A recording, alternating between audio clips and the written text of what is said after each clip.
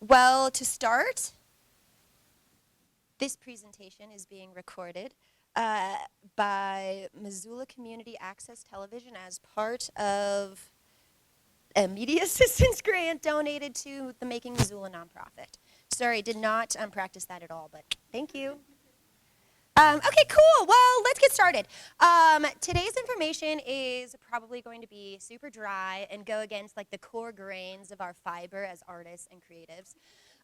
But I will say that if there's one thing that we can take away from today is that hopefully you do not experience some of the like tumultuous desperation that I had to claw out of because I did not implement any of these while shooting for the moon. So let me kind of get organized here. Let's get started with at least who I am. Thanks everybody for being here. My name is Sam.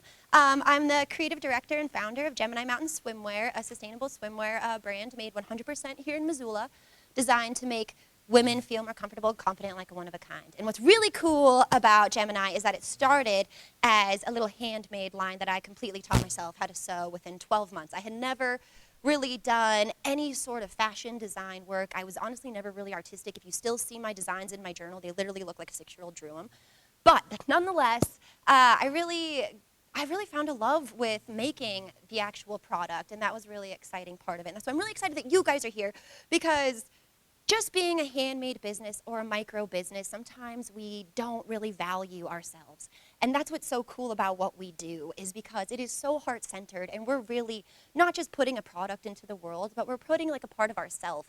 And that impact is then going to create such a huge value and a ripple to not just your customers, but to everybody beyond that. So what we do here is so much like cooler and sweeter than the dudes in the white-collared fucking corporate world. And I just am so excited that we're going to take some of their strategies and integrate it into what we do so that we can really be successful for the long term. That's what this is about. It's not necessarily about like incorporating only sustainable materials and practices. It's about becoming like sustainable for ourselves as humans as well along the process. Because as entrepreneurs, we sometimes forget, well, not that you forget, you don't realize that the goal of entrepreneurship is to create something that can operate without you being fully invested and driven to the ground. You know, there's sometimes a misconception that we have to be a part of every process, otherwise it's not going to be as good as it is unless I'm doing it. But the reality is that if we can figure out to create the systems and the strategies to put in place, we'll be able to make things so much more efficient for ourselves so that we can continue to do what we do for the long term. And, really prevent burnout and really prevent, financial disaster and all that sort of stuff. So let's get started with my story with Gemini because I have had the pleasure of going through the entrepreneurial ebbs and flows of God Almighty a lot with this little gem, and I am so grateful that I took the chance to make bikinis, and I'm so grateful that I fell on my face so many times because it allows me to be here today to help you guys hopefully not fall on your face, or at least not as hard. Because if there's one thing that we know with entrepreneurship is that nothing is going to go as you want it to go or expect it to go. It's going to go so much better than you ever thought it was. And it's going to go so much worse than you ever could have imagined. So that's the only thing that we know. And luckily with Gemini, she's an awesome example of kind of, how you can navigate these waters and keep going, especially if you have a passion in what you're doing. So I started Gemini back in 2016. Like I said, I spent a year teaching myself how to sew, how to design, and how to pattern make. And I also was subsequently sharing my story online and social media. Social media had kind of just, was just kind of starting back then. Instagram, I think, was only, about 3 years old. So that was something that I did subconsciously. That really, I think, provided obviously long-term viability for the business because sharing your story with your community and your customers is a way to create that core connection with them. And so when I launched on April of 2016, I made $5,000 in literally less than 2 hours, and that was the most money I'd ever seen in my entire life. And I was like, fuck yeah, we are going for it, and we're not stopping. But to my, humbleness, I was actually pregnant with my firstborn, and I was a full-time stay-at-home mom, so I really couldn't chase it as much as I wanted to. But it was great, because then it allowed me for the next couple of years to kind of continue to build my community on social media, as well as, kind of dial down what kind of sourcing materials I was going to use, really figure out my, supply chain, and continue to figure out my designs and all that sort of stuff. And I also continued to launch pretty consistently. I launched about once every season. That was kind of my goal. I had 4 collections that I was like working on, and every time, they'd sell out within like 20 minutes. The demand was so insatiable, like I couldn't take it. Like the entrepreneur in me was just like, oh my God, we have to do this. But I couldn't because I love my babies, and that's just the role that I played, and it was awesome. But in 2018, I got a little surprise, and I actually became pregnant with my second, and I realized really quickly that I actually wasn't going to be able to even continue to keep up the pace that I had, which was, again, awesome. I think I was making like 50 grand, and for like a little side thing, being a stay-at-home mom, that was huge. And the workload on that was just barely part-time. It was awesome. Like everything was going great. I was like, this is awesome. But having my second baby, I realized really quick I wasn't going to be able to keep that up. And so in order to be able to keep that dream going, I realized real quickly, okay, cool, I got to figure out how to outsource. Like I have to figure out how to get somebody else to make this product so I can continue to sell it. That's the most time-consuming part of this. So in 2018, we outsourced. And this is where I got really, really lucky and was able to scale as fast as I did, because I caught wind of this little lady named Betty out in Alberton who sewed this dude ski masks one time, and apparently she was awesome. And I said, awesome. And I went to town, found her contact info on Google. I met with her within the next day. She started making samples like within the next week, and she took over production within 2. And we just took off running. And within 3 years, she had like 6 people working under her full time, because she had everything that I had ever dreamed of. She had converted her entire basement into a manufacturing warehouse. And not only that, she had been established since the year I was born, 1988. So she had all of the knowledge that I had not had. So, and not only that, she is one of the most heart-centered women I have ever met in my entire life. She is the most inspiring and motivational woman I could have ever been blessed to work with, and I'm so grateful for her and so grateful for our time that we got to crush it. Because by the end of 2021, Betty was ready to retire. She had put in, some hard years making this scale as high as it did, and it was exactly what I wanted. It wasn't what she wanted, but it was what her family wanted. And unfortunately, though, that coincided with some really insane personal hardships and unplanned kind of emergencies for me. And this is when, and as all entrepreneurs go, you're going to scale to the top, and you're not really going to get the full experience unless you fall to the bottom. And so I'm grateful this all happened, but that's exactly what happened. I fell to the bottom really, really quick. I just started making all the wrong decisions because I had to basically figure out how to transfer from the all-inclusive under one roof, 6 people working there, into my little cut and sew, which would, style workshop, which was literally just a glorified garage and a big like cutting table.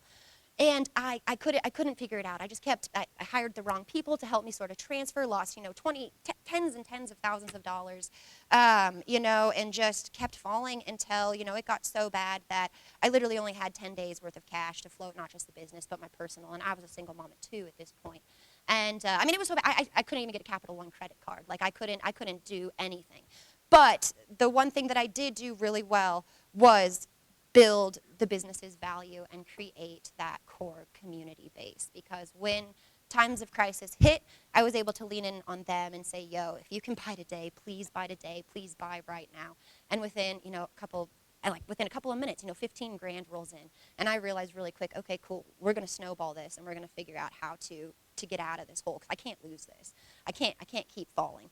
And so that's exactly what I did. I figured out how to optimize that cash flow, really get our working capital up. I figured out how to optimize our ROIs. I figured out how to grow our profit margin, so much so that the business is now in the healthiest place it's ever been, with a 60% profit margin, 30% on the absolute lowest end, which is fucking awesome. And expenses are as low as they've ever been. And now we finally are at the little cut and sew style of factory, that I had always dreamed of. But had I have just taken the time to sort of go through the business readiness assessment, which is what you guys all have, it really would have taken away, maybe not all of it, but it definitely would have lessened some of the hardship. I probably would have saved a lot of money. I would have saved a lot of emotional cost, is really what it is, because it's the emotional cost that we as the makers and the creatives have to consider. A lot of the time that's not considered in the traditional sort of business strategies. It's all about numbers, it's all about money. It's not really about the time that we're putting in and the emotional toll that it's taking on us. And so that's kind of, that's a majority of what today is really meant to help with, because if we can just figure out how to make our business run more efficiently so that it can reach the goals that we want to reach, again, we're going to be able to do it for so long and impact even more people. So I think this is a great time to get started into our business readiness assessment. Does anybody have any questions before we jump into the academic stuff? Oh, yeah, you can grab some on that table.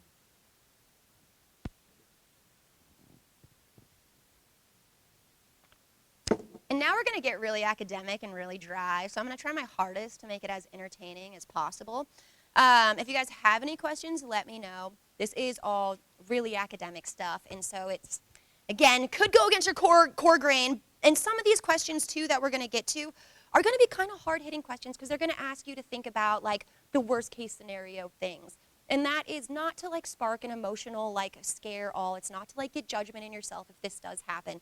But it's really just so that when it does happen, you at least have something to reference before and can go from there.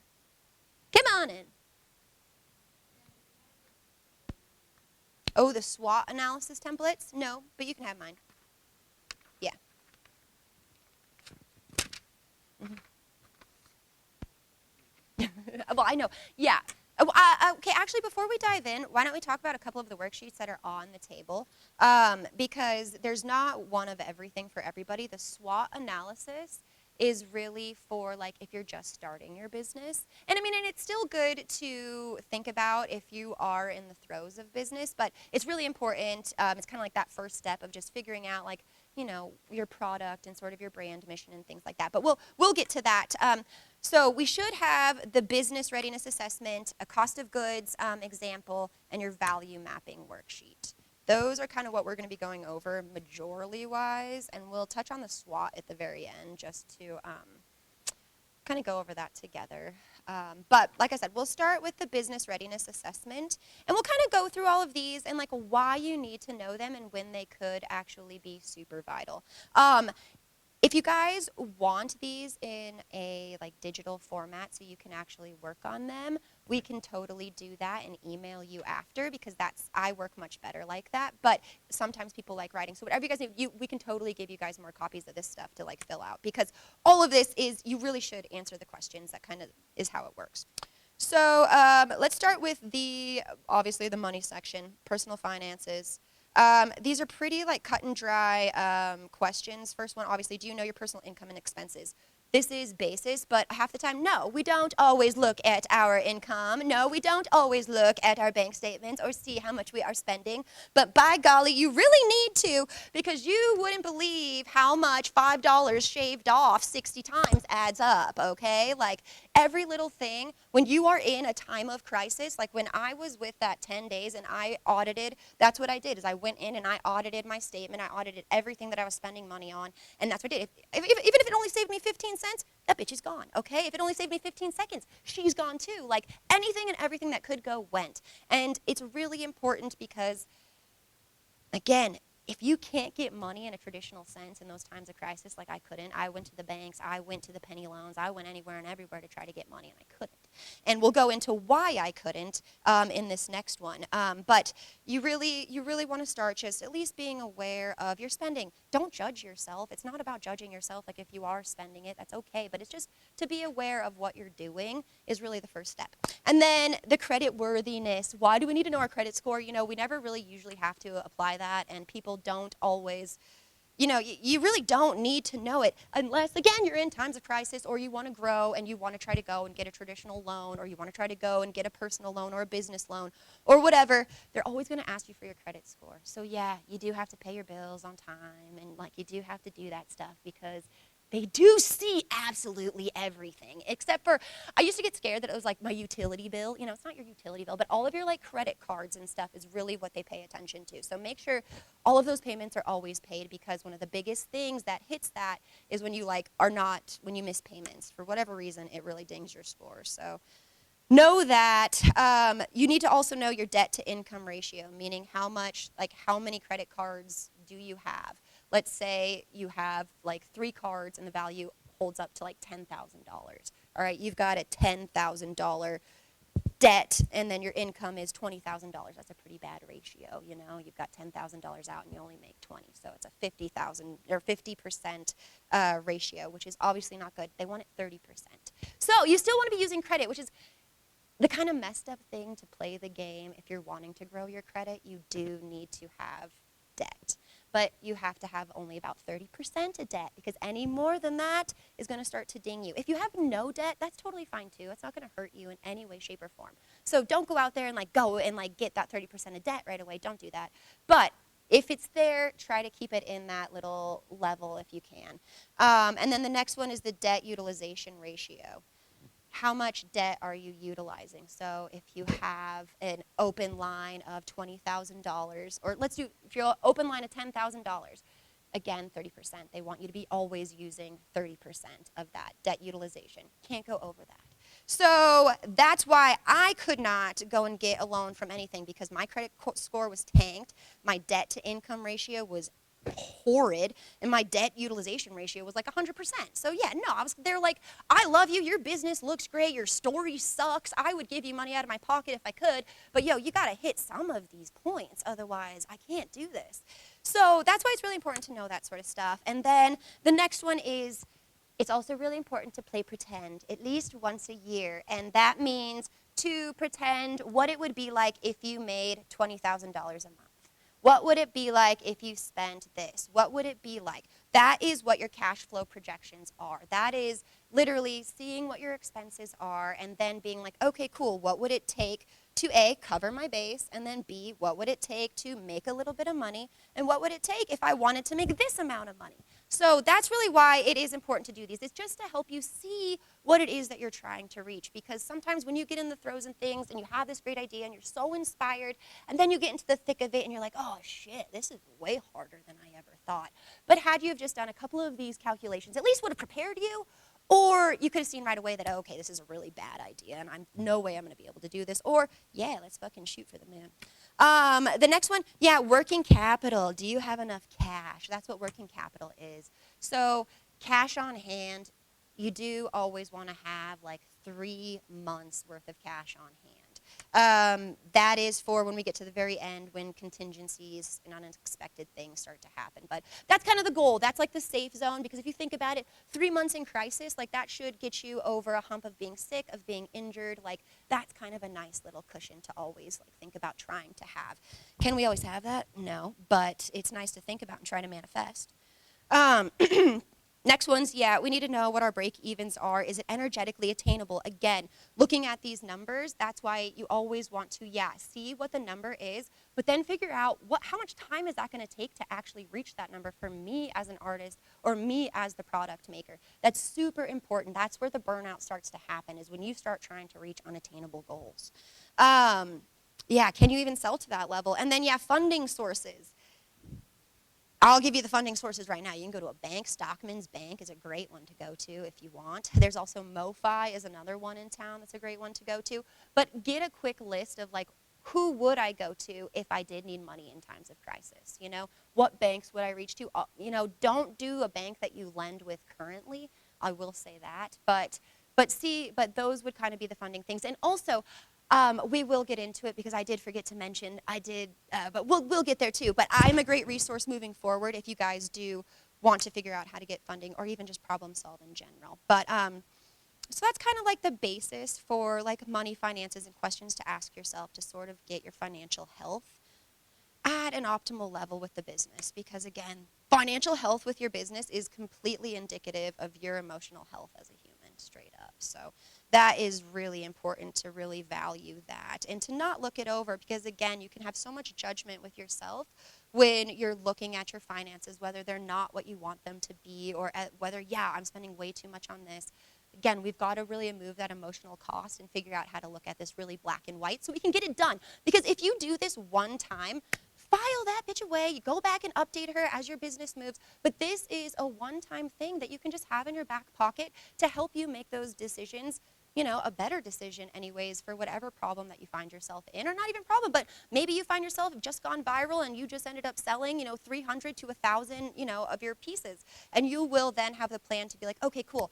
This is how I'm going to attack this, because I had already thought about it. I'm not going to take that preparatory time to figure out how I'm going to attack it. I already did. Now let's slay this, So the next little portion of the business readiness assessment is, again, super boring. It's the management part. This is where our policies and procedures kind of come in. And again, as little handmade businesses, I feel, what is everybody's business? Let's take a quick break. What does everybody do? Can we start with you? Yeah, I'm Michael. And I crochet. I can crochet everything. Cool, okay, sweet. I'm 14, so You're just here, I love it. Learn. Perfect. I'm Megan. I am just starting out. I'm starting a self-care club. Perfect. In Missoula, Oh, and cool. hoping to do a homeschool, nature-based curriculum. Oh my God, that's gonna crush it, dude. We can chat customer discovery sometime because my goodness, that would be so awesome for the community.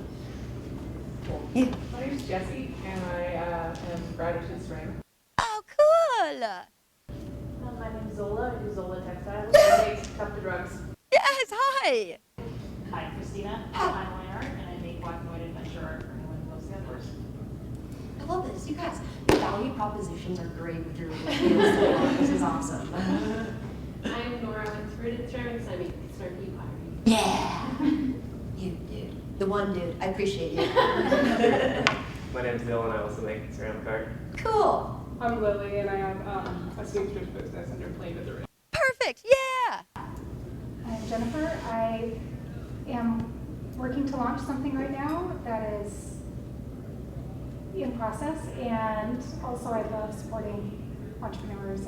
Yeah, me too. Cool. I'm glad you're here. Mandy, I have Mandy Sugar Forge Great. in Arizona. Well, so sliding in the Montana scene, are we? Okay. And then our lovely hosts. Bailey and I have warehouse designs and make bronze jewelry. I'm Rachel. I do Blue Arm Metalwork Studio, and I do fine silver jewelry. I'm Whitney. I'm an artist, and I just acquired a plot farm. And I'm Keely, her sister. Here for support. Here's for corporate. Yes, they're friends. We didn't need to include them, but I did. Well, that's awesome. Oh, cool. Okay, so great. We all are little makers and micro, and I love that because. So I will say too that aside from Gemini, I also just took my very first position outside of Gemini for the first time in 9 years, and I am now going to be an awesome resource for you guys. If you want to grow, whatever you need, like I literally have all of the resources at my fingertips. I am the new Innovation and Entrepreneurship Program Manager at the university, and so they have access to all the state funding, all the people, anybody you need for like taxes, literally any problem you have, come to me because we can figure something out for you. Like I'm so excited about this because yeah, I love Gemini and I love everything that I did, but yeah, I never took into consideration the emotional cost. And it drug me to the ground, man, drug me to the ground. And of course I did also try doing way too much at one time, and I have the 2 children, and I've got like the 6 chickens and the dog and the cat. So perhaps I overdid it a little bit. Nonetheless, I'm so grateful that it's brought me here to be able to, help you guys grow, because that is what I'm so excited about, is being able to help others problem solve and see how we can work through this so that you guys can grow your businesses to whatever level that you guys want. You don't even have to want to scale. Like if you want to keep it at your maintainable level, but let's figure out how to make it more efficient for you so that you can maybe, if you wanted to, or if you wanted to just step out a little bit too, we can still figure out how to do that. That's what's so great about just taking some of this into consideration, even though we are on such a micro level. It's like, why would I need to spend time making my policies and procedures? Because again, when you go viral and you sell 1,000 little orders in, 10 minutes, you're going to be able to be like, great, my cousin or my sister or my friend or my mom or my dad can come in now and take over the little shipping and fulfillment. Because I thought about all of the little steps that it takes to do this, And I now have a little manual because it literally took me 30 seconds to write down everything that I do to get that done. And I can now share that with her and cut off so much time of me, wading through it all. So that's really, why we do kind of want to do these things. And we do want to just save them and take the time, because again, it's a one-time thing. You can go back and update it and it won't take that much time to update, but at least you'll always have it. Same when it goes with skills development and training. Does your team is probably just you, but again, ask yourself, do I really have the skills to do this, When you go through to audit your finances, is it literally making the hair on the back of your neck stand up? Do you literally just want to crawl out of your skin, can I really not do this? So that's where it's okay, you just need to become aware of these things so that way we can figure out how to, tweak them, fix them, make them a little bit better, whatever we need to do. That's why it's really important to go through this. Even though you think it may not apply to you, it actually does. Because time management, man, again, I can't harp on it enough, is really figuring out the time aspect that it takes to do your work, to create your craft, whatever it is that you do. We want to make it as time efficient as possible because the time is an energy exchange. And as much as we do enjoy our craft, the only way we can continue to do it is if it's in a sustainable manner, and that means not 24/7, not running us to the ground. So that's why that's also really important. And again, the production workflow too. This is also, and this can be hard and a sensitive topic, especially for so many like makers, because it is our art and it is kind of like, how do you create a streamline on your workflow, But you can, like I said, shaving 15 seconds off of something seems so minuscule, but damn, when you're doing that 60 times in a day, that adds up, When you're doing that 60 times in a day, 7 days a week, that adds up. So just the littlest of things, if we can become aware of what we're doing and at least just be able to categorize them, and doesn't necessarily have to change them, but be aware of the things that like really aren't serving us. Quality control, yeah, obviously we want to figure out, and some of these things are like duh, we want to figure out how to make sure that our products are as good as they can be. Otherwise we are going to lose customers and we're going to make more work for ourselves. So again, that's just, as artists, I think we all kind of have a little OCD about what we put out into the world, so I can't really say that that is going to be a big thing for us, because I'm sure we're already quality controlling the entire thing along the way. But it's just something to think about too, like, when you're processing, like for me, when I did scale, I was then getting, hundreds of bikinis at one time. And so, yeah, I did have to go and quality control that because I didn't make it. So I had to go in and figure out, okay, what am I even looking at here? And I learned really quick. I got to learn about the thread tension, because sometimes they didn't fix their machines and they didn't notice that there was an issue. That happened to me actually quite a few times on hundreds of pieces, is that the thread, the elastic was, was not tensioned properly, and the swimsuit wasn't able to stretch properly, or threads were breaking, things like that, and stuff that they couldn't catch, because they're just making it and looks fine by the eye, but then once you get in there and start working the pieces, it's not. So I did not come up with the right processes for that, and that also adds in time too for your customers to get it. So those are all things to, just think about. Again, play pretend. You may not be there yet, but when you are there, it's really awesome to have at least thought about it. Record keeping, honestly, again, that's so hard to do, but you guys should think about it, okay? Market research. This is, you guys have probably already done this because but for the people who are just starting their business, this section is going to be really important. And when you ever come into times where like sales are dipping, or maybe you're not getting any new customers, or you're not figuring out how to get your previous customers to come back and buy more, that's kind of when you want to go and do market research. That's when you want to go and see, all right, well, what is everybody else doing? Where are all the money coming from? And how do you do market research? You type that question into Google, like what's trending, in whatever, and for like ceramics and stuff like that. You can still probably find things just by finding, different articles, or like popping on Instagram and seeing like what, you're going viral, like who's going viral and stuff, like, and why are they going viral? What is it about their product that like is sort of correlating with everybody right now? Like, what is it? That's where you go and do market research and kind of figure out, like, what is everybody doing? What do my customers want? Marketing strategy, again, yes, this is like sort of dry stuff, but naturally we all do marketing because we're all on social media. So that is literally, that could be your only, that could be it. That could be that's my only marketing strategy. Literally, I've been able to survive 10 years because of what I've done on social media alone.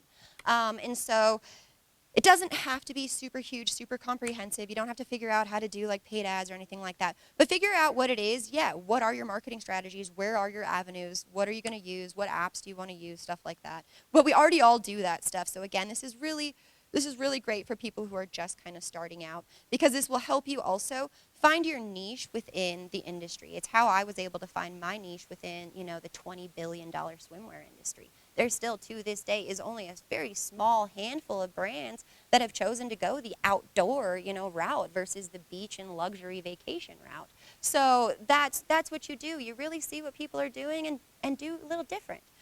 Going against something that but aligns with you and your heart, and that's really where you're going to end up taking things to the next level. Okay, and then the last one is contingencies. This one is honestly the most important section, and it's probably the one that is the most bummer of all sections. But you guys, if there's anything that you do on this whole thing, is really answer these questions, because when the times of crisis come, it's going to be really awesome to know what are you going to do when expenses shoot up 3 times what they are, you know? What are you going to do? When sales go below, when your collection falls on its face, what are you going to do? How much money do you have in the bank? How long can you float yourself? And how are you going to be able to manage all of that? So this one is really important to think about. Again, super bummer, but we just want to have it in our back hand so that way, again, when the time comes, it won't slap us in the face and be that scary, because we'll be like, okay, cool. We can get through this, because if I try this and this and this, hopefully it won't be so bad. And that's where we'll kind of leave with that. That's a pretty damn comprehensive readiness assessment. And again, a lot of it might not really work totally for your business or whatever, but really important to think about. And that kind of leads us into the last section, which is what are we going to do when sales go down, expenses go up? We're going to get really nitty-gritty with our cost of goods, okay? That is going to be the first step. When shit hits the fan and everything's going wrong and money is just not there, okay? Cost of goods is essentially all of your expenses and how much profit you guys make on what you're selling. So we're going to kind of start with the cost of goods calculation checklist is probably underneath the example. But this is just a list of like everything that you need to tally up. All of your supplies. Think about absolutely everything that you incorporate, and you're going to start listing it out. All right, some products are easier to come up with.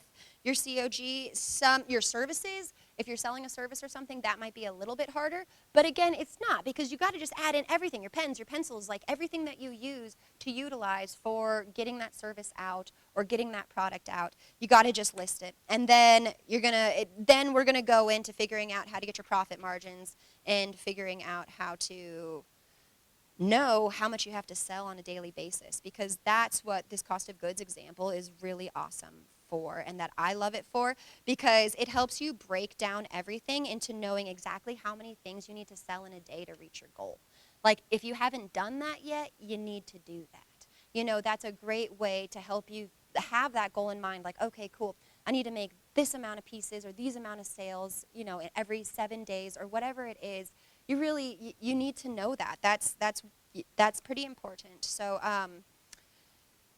the cost of goods example, I think, was based off of like a little candle business, so super applicable. You know, the sales price on this is super low, but if you go in through this, we can do this example together, but this is also something that you guys should just do at home, because going through your expenses and whatever is daunting, to say the least. But everything you need to know is right here, and this will really, like I said, get you down. And the summary on the back, too, will just show you and put it into perspective, like what it is that you're actually trying to do with what you have. And can you physically do that? Could you physically make that many candles in a day? Can you physically make that in a day? You know, like at one point for me, it was like hundreds and hundreds of bathing suits in one day. You know, and then when crisis hits, can I do that when everybody, you know, shits? You know, no, you can't. And so it's like, had I have had a few things that I would have known, perhaps I wouldn't have raced to the moon so fast, or at least I would have had a little bit more manageable of a way to get there. But nonetheless, I'm not going to spend too much time on this, because like I said, you guys need to go home and figure out what your cost of goods are. It is super important, though, the profit margin. That is the core health of your business. How much are you making on what you sell? That baddie has to be as absolutely high as possible. Like I said, I think an average, profit margin is, about, you want to get it in like the 60-65% range. That's where you want it to be. It's really hard to actually get there. This is all a pretend thing. So if your business is not there when you do this, that's okay, but let's figure out how to get it up there really fast, okay? And then that's where we will kind of lead into the value mapping worksheet, because the way to be able to sell more product and to reach more people and to create a bigger impact on the world is going to be by the value that your product brings. I think there's a lightning storm because I saw a huge bolt out there. This room is kind of sick. Does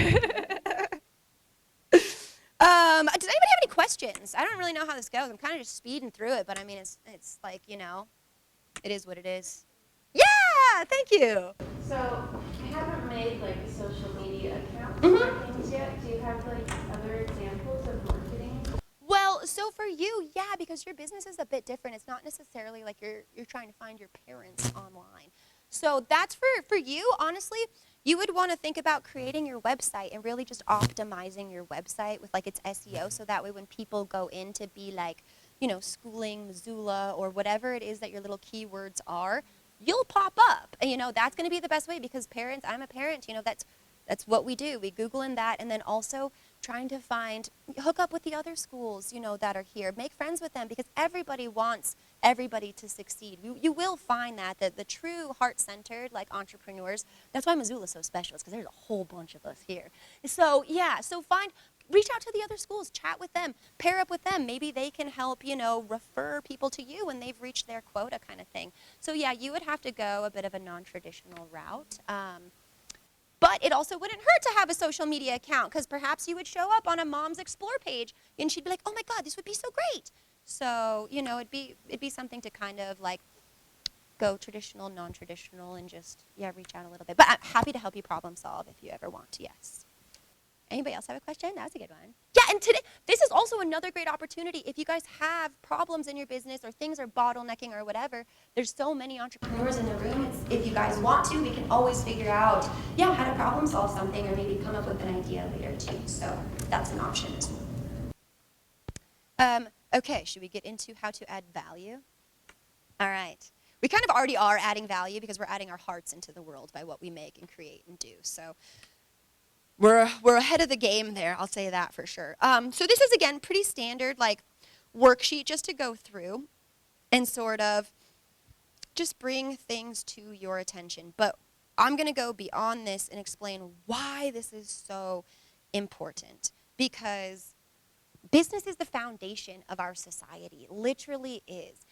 What we sell, what we buy, what we interact with literally shapes the environment around us. So if we can truly add value, not just to our customer, but that's going to also add value to the people around them. Because if you can take it beyond a product, like, I sell bikinis, but I don't just sell a product, I sell a service, because I go beyond that. I want the women who have my bikinis to feel a certain feeling that they are then going to take on to that next experience and be able to perceive the environment around them so much more beautiful, because they feel so much more beautiful, you know? So that really is what we're trying to do. We're trying to take it beyond the end user and bring it out into the rest of the world. So adding value doesn't just, you know, add like for monetary sake, like, yeah, we're here because we want to make money. I get it. We all want financial stability, but we also are heart-centered folks, and that's why we're doing what we do. And so if we can truly see what goes beyond just that money basis and how you can enhance your customers' lives, you're going to be in it for the long run, man, because you really are helping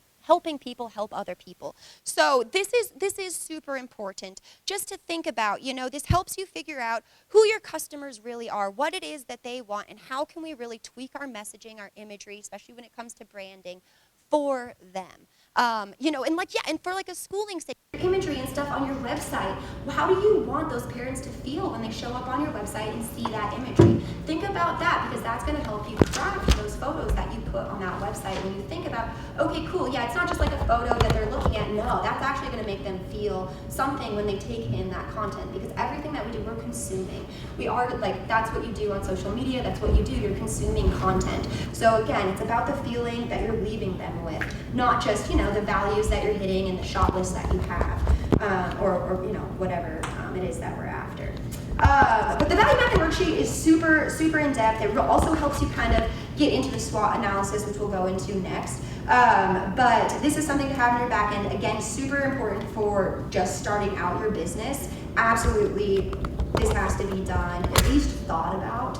And then if you are in the throes of business, again, this is also great to think about. This gets you thinking about your competitors. And again, we don't always have to think about other brands or anything as competitors, but that's just the traditional terminology. You know, everybody's out there trying to do something and trying to make something for themselves. So yeah, let's take inspiration from each other. Let's figure out how to get far away from what they're doing and create our own niche. You know, let's work with everybody and take what they're doing and figure out how to make what we're doing different or align or do, whatever. That's really what focusing on your competitive analysis is. And customer feedback, which is what is also so great about social media, because we kind of already get so much customer feedback from that. But if there's one thing too that I'll share with you guys that I learned from grad school, I went to business school for a year before I did Gemini, and I learned 2 things. But they're awesome things. First thing is the minimum viable product, and that's kind of where this customer feedback comes into play, and that's also why all those business guys are so freaking cocky all the goddamn time, because they teach those guys to literally roll your rough draft out into the world and sail with that baby like it's the best thing you've ever made. But they also tell you on the back end that listen to all of the customers and everything that everybody says, and then tweak that thing so that way it keeps getting better and better. That is a phenomenal strategy, and it's something that artists also have a tendency to not do, because we really want things to be perfect before we roll them out. Turns out you really don't have to be perfect. I will tell you that right now. My very first product, are you kidding me? Rolling them out, I think about them to this day, and I'm like, oh my God. But I get comments that are like, I have some of your very first bikinis with this print, and I'm like, holy shit, that literally is like one of my first 20 where I literally cut totally against the grain. My stitches were so bad. They were, I think there was they were, nonetheless, they were loved, so that's what I mean. Just take the chance, go out there, and yes, I definitely made my product better. Yes, I definitely learned what I was doing wrong, whether they knew what I was doing wrong or not.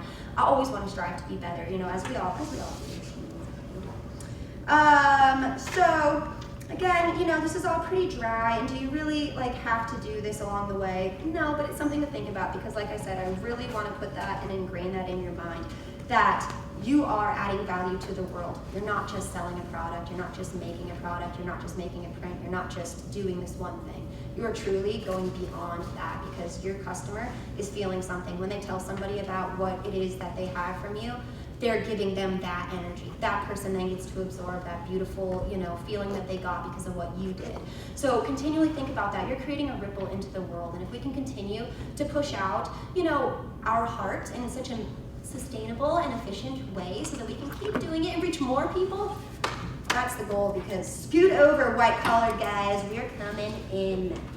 And then that leads me to the SWOT analysis. This one I'm leaving at the end because it's so basic, it really is, but it's something to really think about, when it just comes to, what are my strengths as a business? What are the strengths of my branding? What's the strength of my message, my mission, my delivery, my product? What are my weaknesses? Where are my bottlenecks? Where am I taking more time than I should? Where are things kind of falling on the back end, And again, try so hard to do this without judgment, because if you do it with judgment and are thinking that you're doing something wrong because it's a weakness, it's so not the case. It literally is just to highlight it so that we can problem solve it, and make it better in the end. It really is not to be this is your weak spot. That's why I hate sizing terminology. I hate this kind of terminology, because it just puts a sort of negative connotation on it, and it's no, this is all black and white. This is how you optimize your business health. And again, your business health is in direct correlation to your health as a human. So optimizing your business is only going to optimize you, which is then only going to optimize all the people that you get to touch. So it's just, again, so important on an emotional level. And then opportunity examples this won't get you guys inspired, but yeah, thinking about your opportunities. It's a fun thing sometimes to pipe in and see what is the ceramic industry? What are the profits? How much money does the ceramic industry actually bring in? Because when I typed in swimsuits and it read $20 billion, I was like, holy crap, yeah, just give me a sliver, folks, please, So, yeah, go and see, what your industry is doing, You could be surprised and be like, wow, there's a lot more opportunity out here. And then if there's not, there still is opportunity, because cool, there's not that many people buying, then I can create a space for myself and I can get people to come in. And that is obviously a little bigger of a hill to climb, but probably super fulfilling of a hill to climb. And then the next one is threats.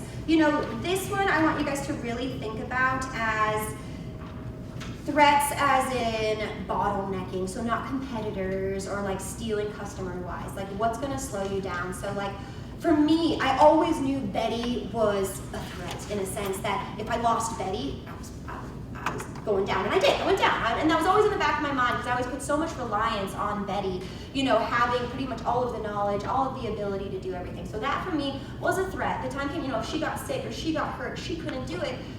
Yeah, what's gonna happen then? You know, price, yeah, fluctuating. So another threat would be like a fluctuating material cost. COVID, hello, shipping went up like fucking 300%. Like, are you kidding me? Like, so yeah, there's all sorts of things. You know, losing for me, another threat was I sourced my material from Italy.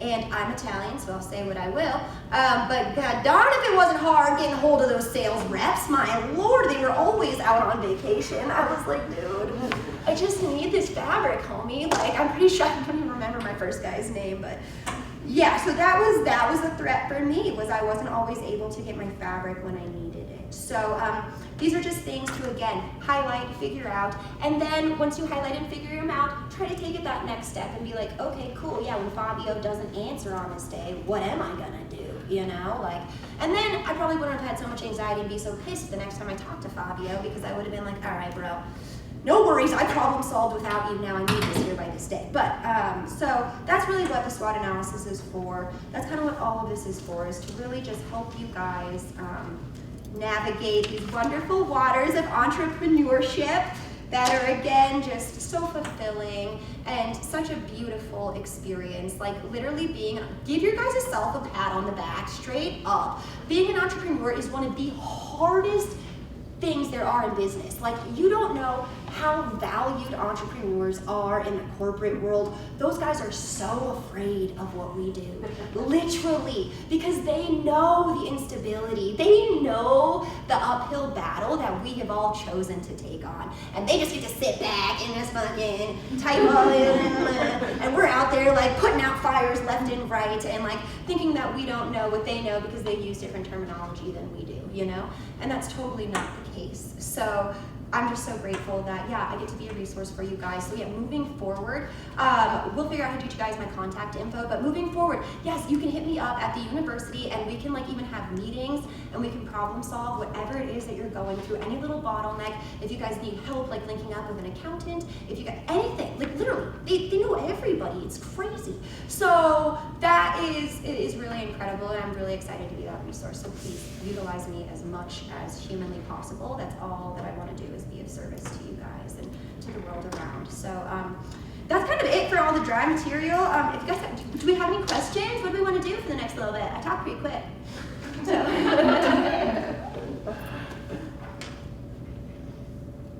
I have like a question. I don't know if this will get everyone rolling, but I feel like the first time I ever did a cash flow projection, or the first time someone brought that up to me, I was like, I have no idea what that looks like. And so could you kind of like describe, like if you had never heard of a cash flow projection, like where to start with that? So yes, I would love to. Let's dive in. I wish I had a worksheet for you all to look at. And this is, yeah, again, something we can totally follow up. If you guys did want to do a cash flow, I could get you guys a cash flow worksheet to do, super easy. But cash flow is really just your income versus your expenses every month or every day, however it is that you want to analyze. Usually we do monthly is a great way to do it. So to really create a cash flow projection, you gotta audit your financials. So you need to know how much money you have coming in or how much money you think you want coming in if you haven't started like making the sales yet or you're just starting your business. This is where the pretend comes in because you don't have anything to base anything off of. You don't know. So you have to figure out, what is the number that's coming in that's gonna cover your operational. And this is where the COG will help too, because you need to figure out what your operations are and what your owner's draw is. So how much do you want to pay yourself? You have to think about that. And then, yeah, what are your monthly expenses to keep your operations going? So those are your main expenses. So, your rent, utility. Again, the cost of goods list on this is going to be an awesome checklist for you guys to figure out what all of your expenses are. It'll get you guys to go through your material, your labor, your manufacturing. And so tally up all of your expenses, literally add all those baddies up, your debt that you have to repay, your credit card repayments, the pencils that you buy, whatever it is. And then you want to figure out if it's a fixed. So if it's a one-time buy, like your pens and pencils, you probably don't buy those every day, but we do seem to buy those like every month or two or whatever. It's really figuring out what your expenses are. Are they fixed? or are they recurring? So meaning like your rent and your utilities, those will be recurring. So those will kind of play like when you're doing your like adding, because your months are obviously not always going to be equal because you're going to have different expenses and stuff. So if you want to just do like a super clean cash flow projection, which is what I want to do and what I do, because I can't quite, like deal with the pens and pencils aspects and the fixed things versus the recurring things. So this is where I say I call it pretend, you know, because not everything is going to be included in this, but this is pretty much the overarching picture that I have. So yeah, I'm gonna figure out what my overhead is at the shop for all of my expenses and stuff, what my materials are, what my labor is, and what my like, you know, monthly, subscriptions and stuff are, and then how much money it would take to cover all of that. That's only one part of the equation, because now I also gotta pay myself, okay? So we can't forget that part. So that's the other one. So you really need to see how much money it would take to cover all of those. That's what a cash flow projection is literally how much money you need to cover your expenses. How much money do you need to make like $5,000 more than your expenses in your draw? And then you can, you know, divide, do some math. And we, again, a worksheet would be better than that because I don't have a board to do like the 12 slash for you, but that's what it is, it's just plus and minus. So how do you go about like determining a pretend number? Let's say Start with your I wanna do expenses. this project, like I'm gonna do a cash flow projection for my business, like in 3 years or something. Like, how do you do a pretend number again? Start with your expenses. See what your break even is. Start there. So that would be like, again, your cost of goods example. So figure out how many pieces it would make to sell, what it would cost to sell, all of that. And then, figure out what that number is, and that's what you go off of pretend, because you're going to see what your expenses are, and you have to make that, because obviously otherwise you're going in the red. So that's an absolute number. We have to have that. And then the pretend is how much extra do we want to make? That's where the pretend comes in. And then Are you working with like projected sales? Like how do you determine that, I guess, in the calculations? Like I'm gonna say that I'm gonna make this many, or like I determine that this many sales are possible in 3 years. Like is that a pretend number that you just make up, or like, that's where your cost of goods go to look for? That's where your cost of goods will go in, because if you go on the cost of goods example, go all the way down to the bottom, it'll show you kind of how to do the math of your sales breakdown. So this is great, we'll go through the cost of goods. Because this is gonna be your sale price, so what you sell your product for, minus your cost of goods is gonna give you your profit margin. Your profit margin is going to help you determine what your projected sales need to be, your pretend number. So once you have that figured out, and again, so the assumptions for the business operations says annual operations cost, including owner's salary, is 40 grand. Owner's salary is 20. So it's saying that it takes 20 grand for the operation to also, stay in business for the year. So there's a $40,000 of expenses for the total year. That's what that's saying. That's how much it costs for me to be able to operate on. Then we will go into the required sales for how much it would cost to make that. So that's where you then go like the $40,000 divided by, the profit margin, because the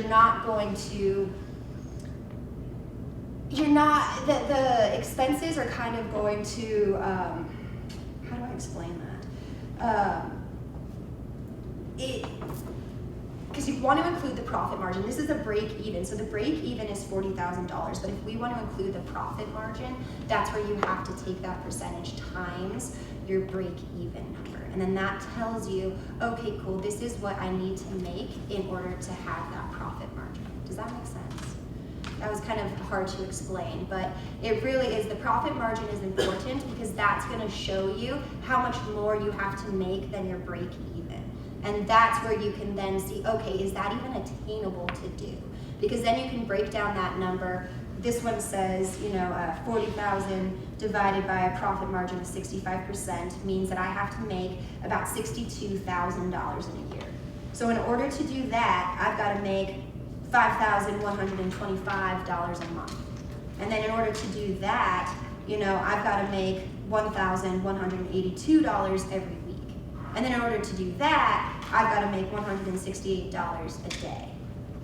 And so that's all on that example, and so that'll kind of help you like break it all down. And then you can go and then that'll break the sales down into an item category. So if you check this out, it'll show you. So your annual expenses, you know, with the profit margin that we're trying to reach is 62 grand. You divide that by the sale price of your item or whatever your product that you're selling, and that's going to tell you how many you need to sell in a year. So for this example right here, it's candles, you know, one candle is $11.50. That divided by the 62 grand, or the 61.5, equals about 5,300 candles. And then you break that down into months, and then you break that down into weeks, and then that tells you need to make 15 candles a day. Can you make 15 candles in a day? You know, you gotta ask yourself that. So that's kind of, that's the breakdown on how to do a cash flow projection, because this will show you, again, how to do all of your expenses and get those added up, and then can you actually do it? So this right here is essentially a cash flow projection, like worksheet in itself, because it breaks it down even further than a profit margin. Sweet. Oh, the question. You had a question, yes. I do. So let's just say, what would your recommendation be if you put your stuff out there and you're like, this is my cash flow projection, this is my break even, and you're falling just miles short of it. You're just not even, you're just like, oh.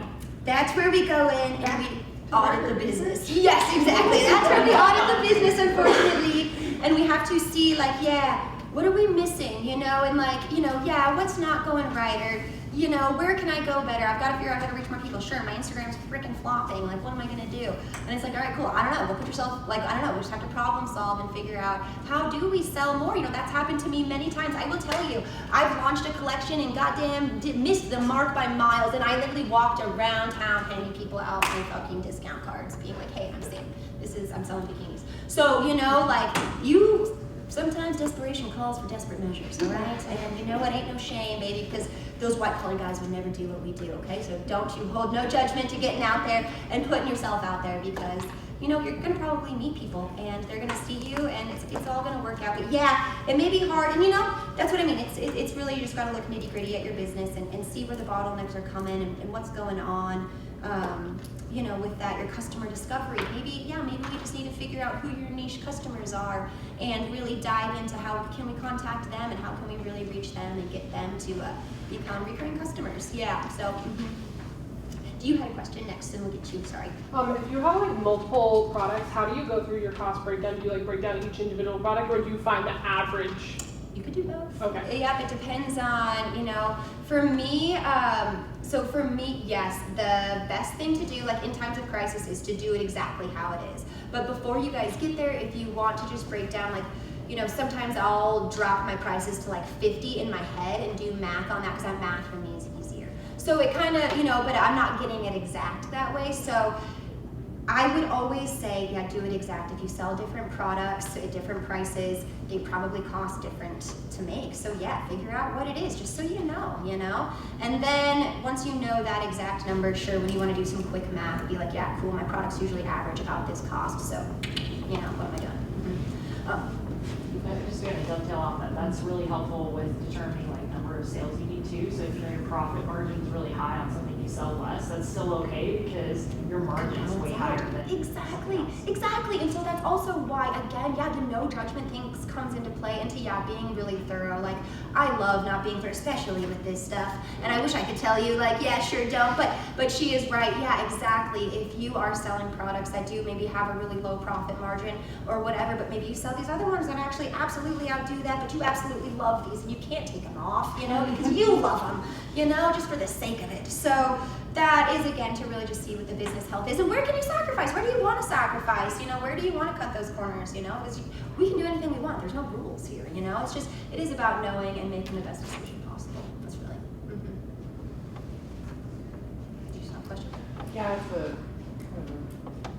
so when you're thinking about your expenses, how do you factor in like your, you know, your dog food and your like personal rent versus like your studio rent? Do you just do you separate it? Yeah, it's important. It's super important. Yeah, you need to know At the end of the year, I do it. My business is still pretty small, so it doesn't take me very long to do my taxes. But like, I'm setting myself up for a shit show. Yeah, and I started out with like separate bank accounts, separate debit cards, don't we all? And now I'm just like Costco. I know.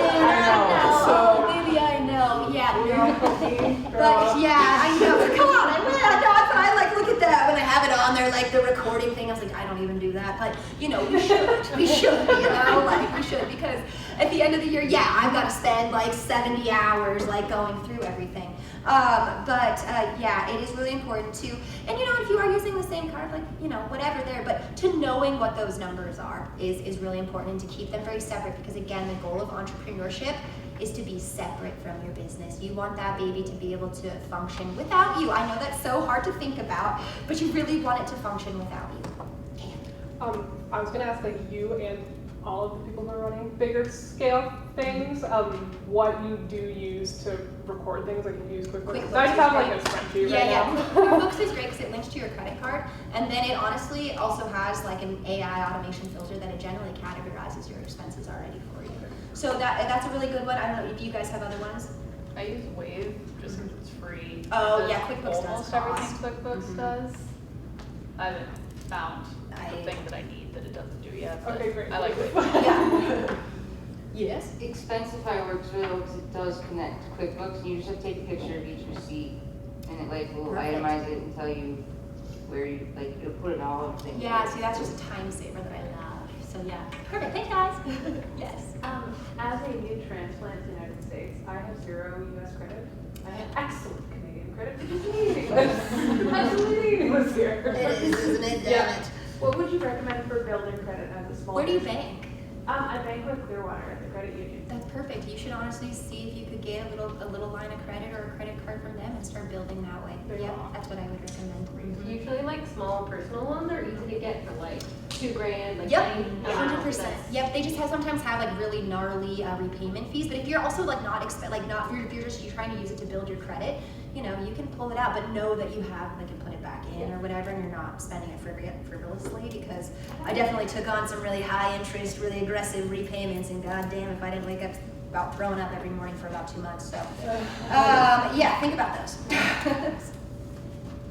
Cool. Yeah. So I'm wondering if you have advice for like learning, like if you were to outsource like shipping or something like that, how do you like trust that people are going to do it correctly? Well, if you guys know, I mean, Ewer, Mallory with Shop Ewer, yeah, she'll tell you how many times she fell on her face trying to outsource, and that's where like it's just gonna be tough. Yeah, you gotta get in there and you gotta try to make the emotional like connection, you know, or take chances. And also though, Bailey's had great success, you know, finding you know, the one person, but it's really just reaching out and just trying, just on small levels though, like not really diving all in on one person, you know, until you fully trust that, you know, process. Because even when you trust that process, like I said with Betty, I love Betty. She was incredible. I still got hundreds and hundreds of bikinis that were messed up on by accident, you know, and she was so, gosh, she was so embarrassed, you know, like, so, you know, and that's just where, again, the contingencies kind of come in, always having that cushion. Stuff's always going to go wrong, especially when you're trying to go big. But yeah, Google's going to also be a great place to go. Other makers who are doing what you're doing, slide into their DMs. Half the time they won't respond because they might think that you're a competitor, but also the really nice ones will, because I got really lucky when I first started Gemini. A friend of mine hooked me up with a girl who was making bikinis out in California. She ended up being one of the absolute sweetest people I've ever met in my entire life. She gave me everything I literally needed. She told me who her cutter was, who her pattern maker was, who not to go to, who to try, who was cheaper, where to source fat, like literally. She gave me the entire manuscript. And you know, so you can find those people. I have definitely slid into people's DM and they've pretended that they had no idea where they got anything, you know? So it's gonna happen, and you know, you just gotta keep going because you will find the right people. It definitely may take time. Hopefully I answered that, yeah. No, I can't give you a concrete one. Good luck, is all I have to say. Yep. So I'm a stay-at-home mom too. So my working capital is like $20 here and there. Yeah. But I'm just kind of typing and hoping for the best. But what do you have like local resources for like looking for grants or where I might get started? You should email me, and that's what Blackstone will be really great with the university. They are definitely really heavily involved with grants, and sort of things like that. And there's also a lot, email me, because there's a lot of like women-owned businesses and things like that. And I know making Missoula, Bailey, and Rachel are probably great resources as well, because they definitely have had to go the grant route as well. Also, getting online and just typing it out. There are a lot of grant opportunities for moms in general. I have a couple that, little newsletters that I follow that show me that I'd be happy to share too. So things like that, you kind of just got to get in and really start looking. But yeah, I'd be happy to help more for sure. You are, I mean, you have the big ones again.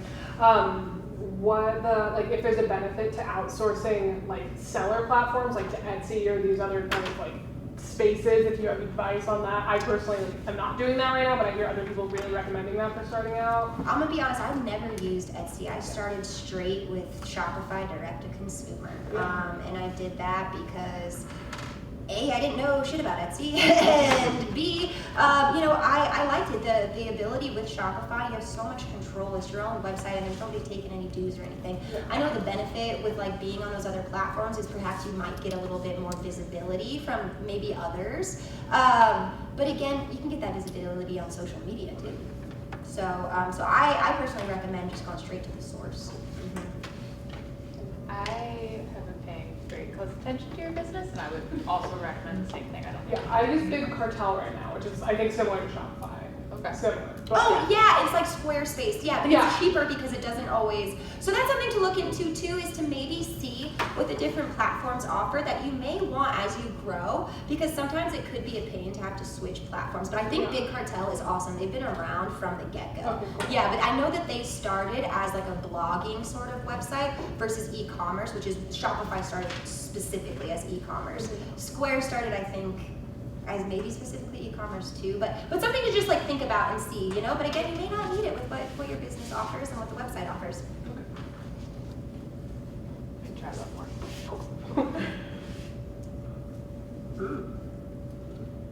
I like the idea of play pretend, like once I get my actual numbers out from wherever they're hiding.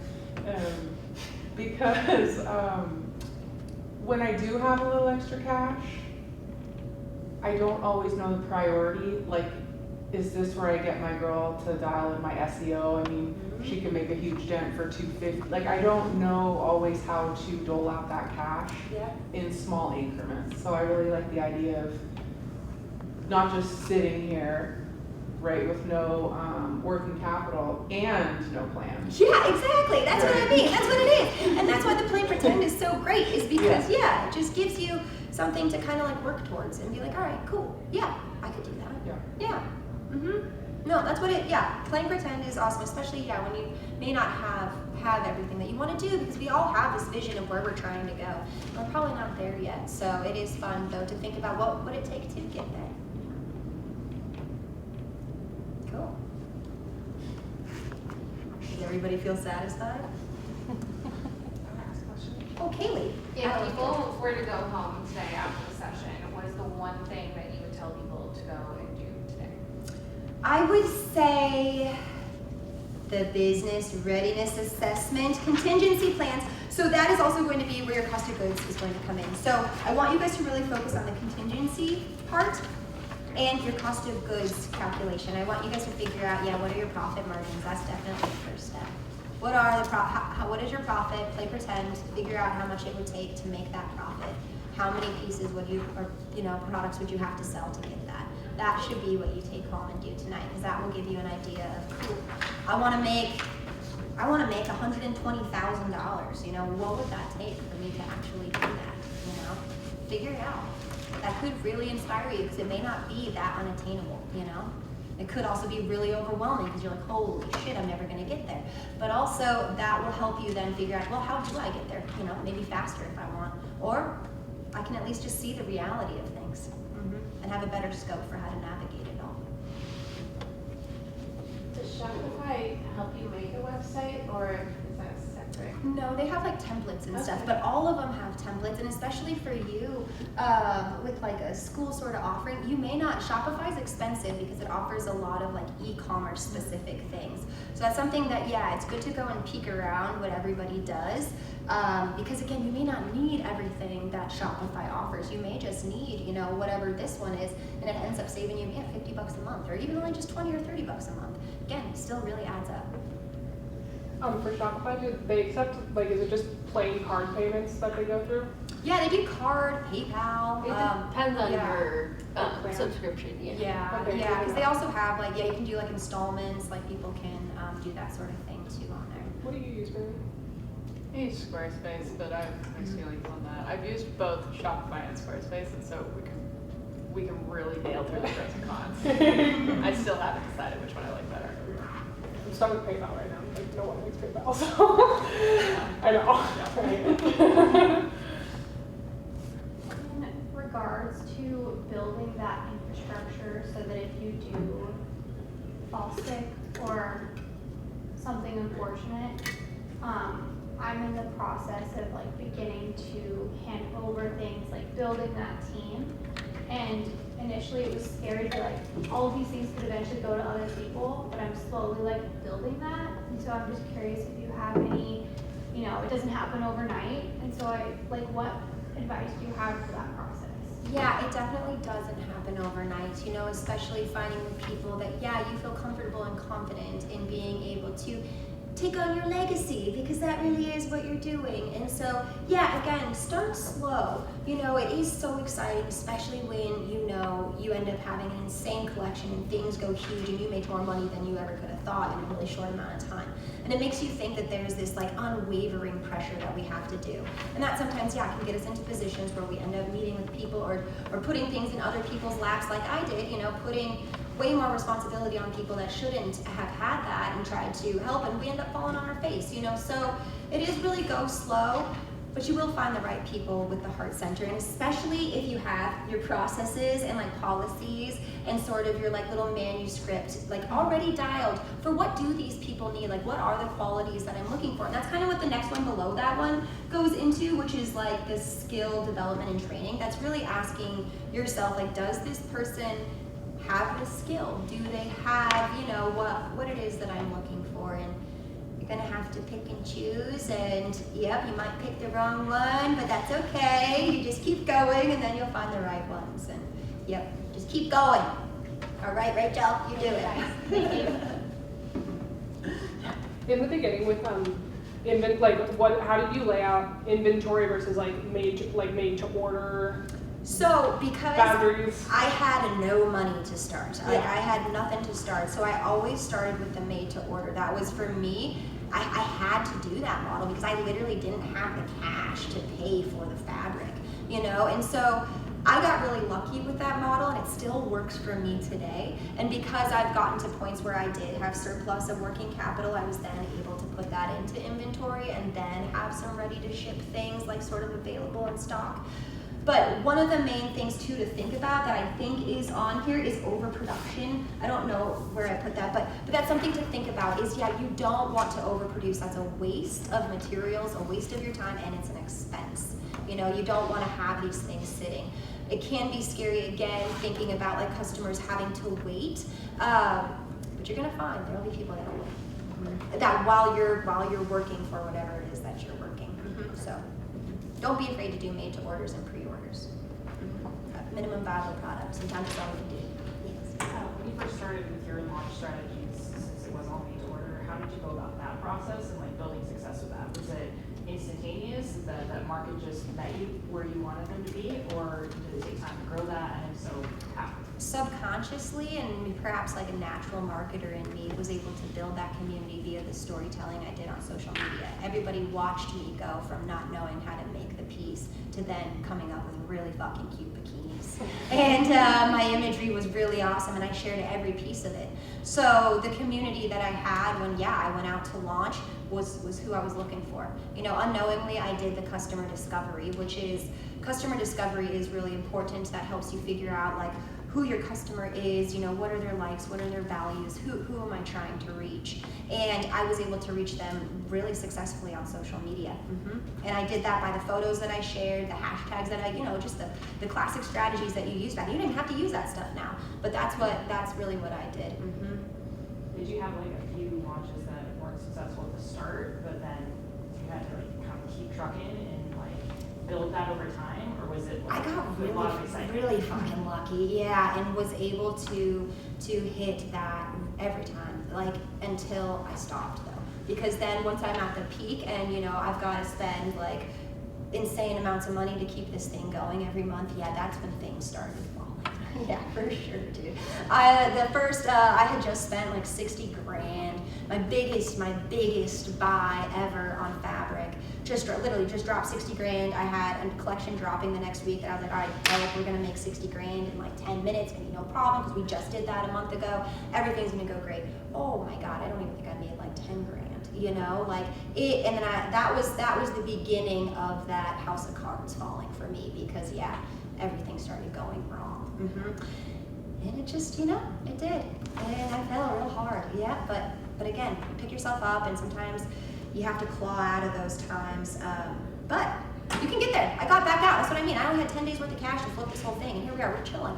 Healthiest place we've ever been. I'm like, all right, cool. So no matter what happens, just keep going. As long as it's a passion to you as well. You know, that's the other thing, is really taking that emotional cost as artists, because that really allows us, and heart-centered individuals, you know, that are really trying to push a service or a product out there. We really need to conserve ourselves, because we're really special people, okay?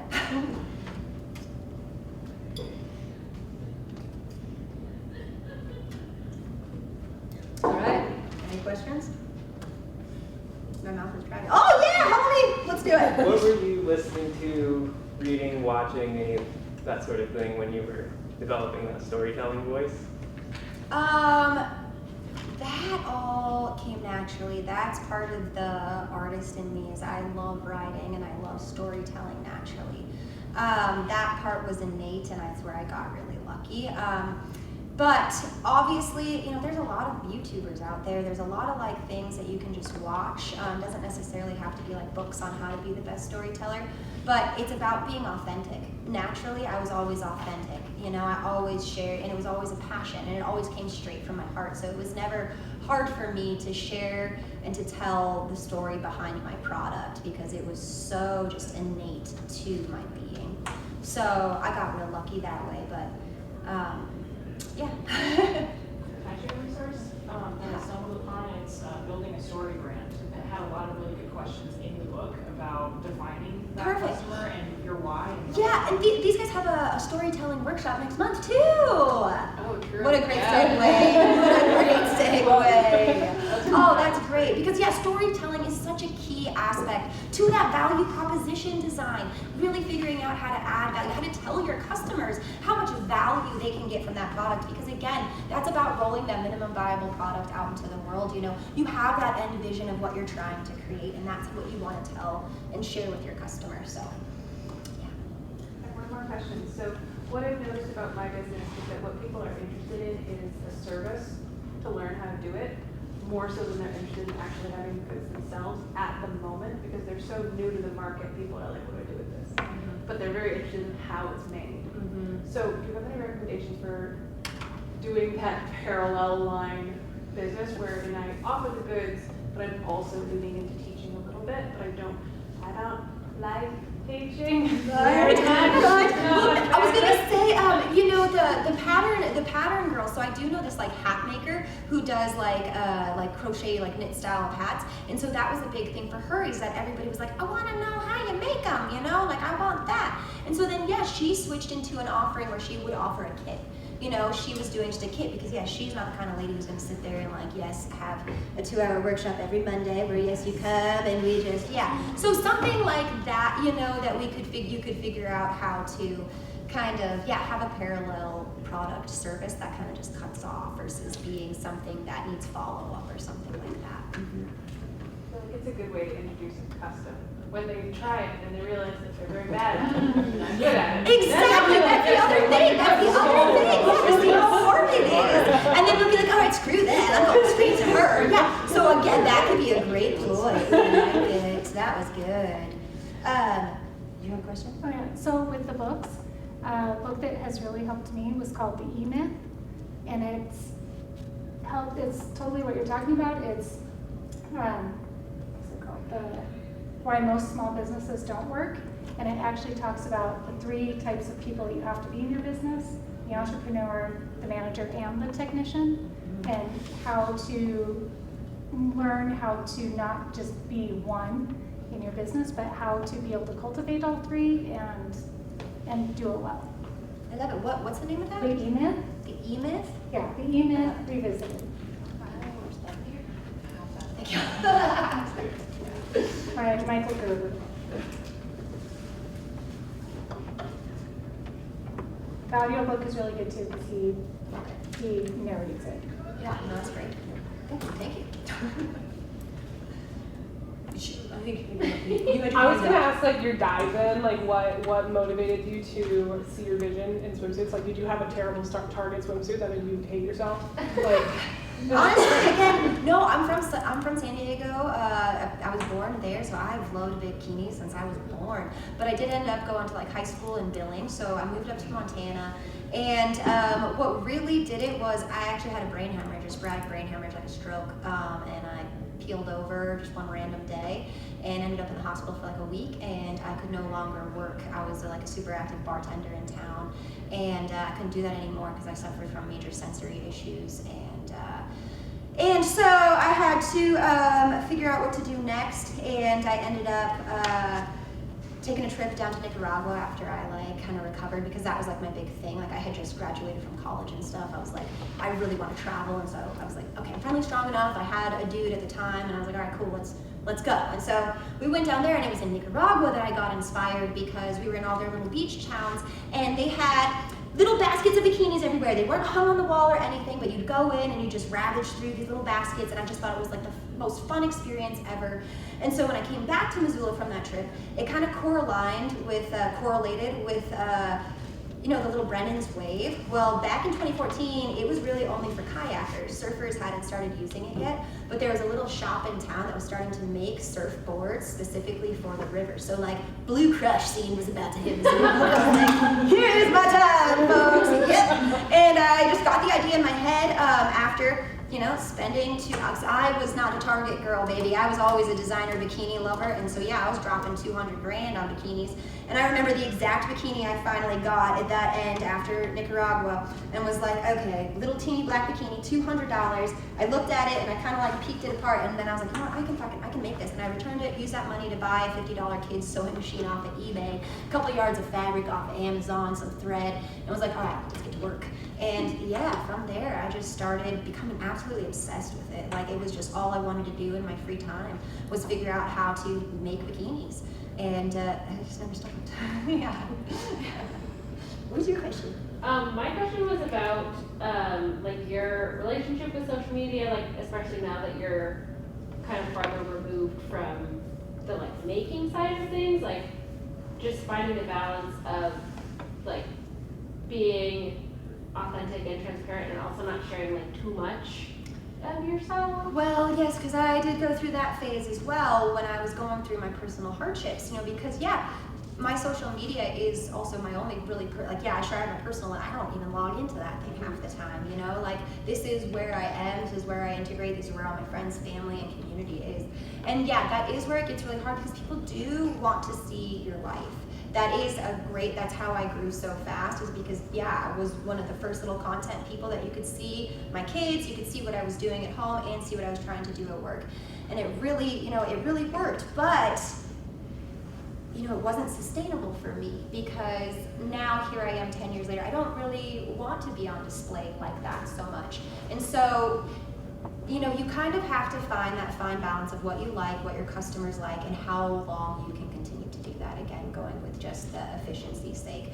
Because the blend of it is, that's the best, recipe for success, is being able to utilize the blog style, the process videos, and, blend it all on your social media, especially as a creator. But that kind of just goes up to you, because there are some creators, that are little artists and they're hustling stuff, and they are way more personal than I would have ever have thought. But they've got like 533,000 followers, so it's like, God, I guess what do I know, So that is where you just got to take chances and, see how much the feedback, bugs you. How much can you take and again, weigh that in on an emotional scale, because I got burnt out. I'm a prime example. I got burnt out. I'm barely on social media now, and I'm just really lucky that the word of mouth of my product is so strong, and that value that I give my customers on the back end can continue to travel and to continue to make sales for me without me having to be active on social media. So that's where you really that's where that value comes into play, because that helps take it beyond what you're doing. So, be slow with it. But when you are going viral and you're getting like so many followers and stuff, it's hard, to figure out where your niche is. But if you're having success, keep doing it. There's no shame. Literally, people I think put too much judgment on sharing. I had a lot of friends that would tell me, the things that I was sharing during my worst, darkest times. I shouldn't be sharing that. It's way too negative. They're like, you shouldn't, that's way too negative, when I'd share that I was going through major depression and, suffering from suicide ideation. They're like, you shouldn't be sharing that, and it's like, but then they didn't know how many hundreds of messages I was having that was like, I am going through the exact same thing you are, and just seeing you do this is helping me keep going. So those little people that plug in those things into your head, you don't always need to listen to them. You gotta listen to what isn't here. If it feels good for you and you are seeing that it's making actually a positive impact, even though perhaps, maybe it doesn't come off as a traditional sense here as positive or whatever it is that we're trying to do, showy, perfect, Instagram, you're touching people that maybe needed to be touched. So listen to yourself, be authentic. Cool. Anybody else? 14-year-old in front, what do you have to say? Let's give us a synopsis. I'm just kidding. You're an entrepreneur at heart. Yeah, let's do it. I hope you do. I think you are. You're in a great place. Mom, don't put me on spot. I already got put on spot by the lady up front. Don't do it. Thank you so much for coming, though. This is awesome. You're going to be great. Yeah, thank you all so much. This has been awesome.